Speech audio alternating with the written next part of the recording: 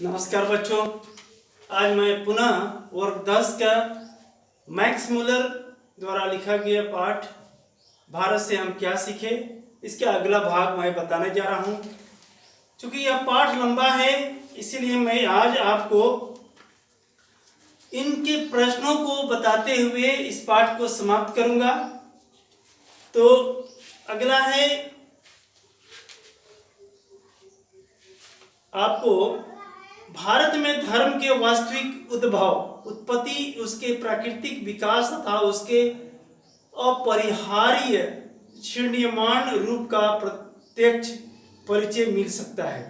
तो भारत में प्रश्न है, यहाँ पर 9वां प्रश्न आता है कि धर्मों की दृष्टि से भारत का क्या महत्व है। तो बच्चों ध्यान रखिएगा, इसका उत्तर होगा यह धर्मों की दृष्टि से भारत प्राचीन काल से ही धार्मिक विकास का केंद्र रहा है। यहाँ धर्मों के वास्तविक उद्भव, उसके प्राकृतिक विकास तथा उसके अपरिहार्य तथा विशाल रूप का प्रत्यक्ष परिचय मिलता है। भारत वैदिक धार्मिक की भूमि है, यहाँ बौद्ध धर्म का जन्म स्थान है, यहाँ पारसियों के धर्म की शरण स्थली है। आज भी यहाँ नए नए मतांतर उत्पन्न होते हैं। तो इस तरह से कह सकते हैं कि भारत धार्मिक क्षेत्र में विश्व को अलौकिक करने वाला एक महत्वपूर्ण देश है। अगला प्रश्न है, भारत किस तरह अतीत और सुदूर भविष्य को जोड़ता है, स्पष्ट करें।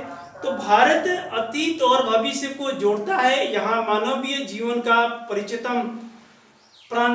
प्राचीनतम ज्ञान विद्यमान है। यहाँ की भूमि प्राचीन इतिहास से जुड़ी रही है। यहाँ की संस्कृत भाषा द्वारा विश्व के चिंतन की ऐसी धारा आवागमन का अवसर प्रदान किया है जो अभी तक अज्ञात थी। अतः बीते हुए कल और आने वाले समय के लिए सेतु के रूप में मान्य है।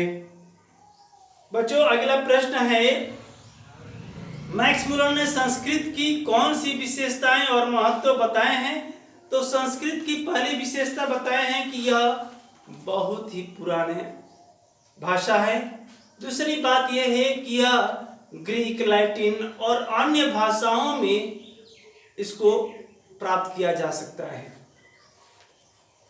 उसके बाद में अगला प्रश्न है, लेखक वास्तविक इतिहास किसे मानता है और क्यों।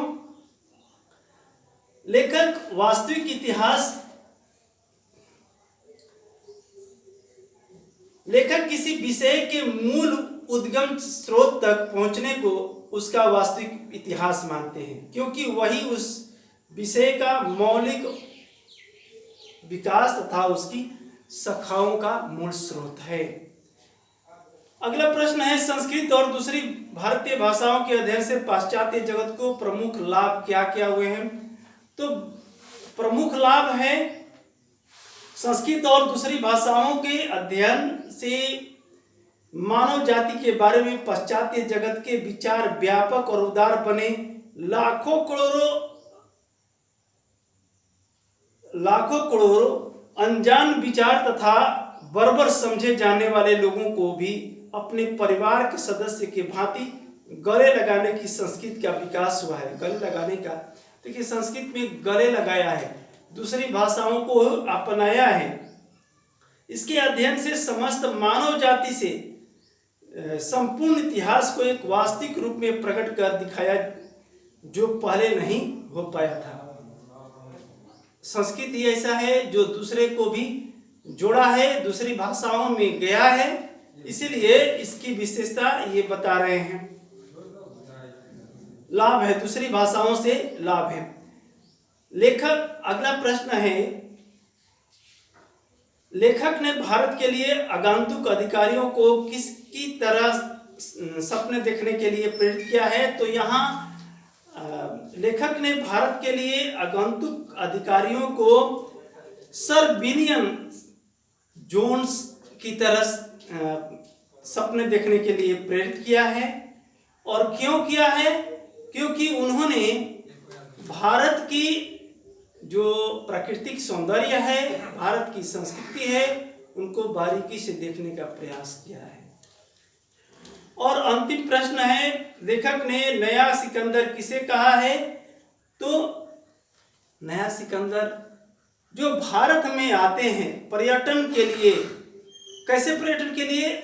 नए अन्वेषण, नई खोज के लिए जो भारत में आते हैं उन्हें भारत का सिकंदर कहा है।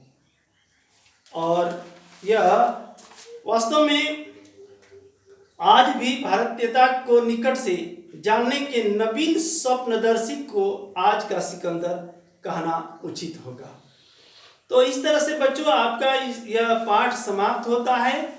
मैं आपको अगले वीडियो में मिलूंगा आप इस पाठ के प्रश्नों के साथ। तब तक के लिए मिलते हैं अगले वीडियो में। नमस्कार।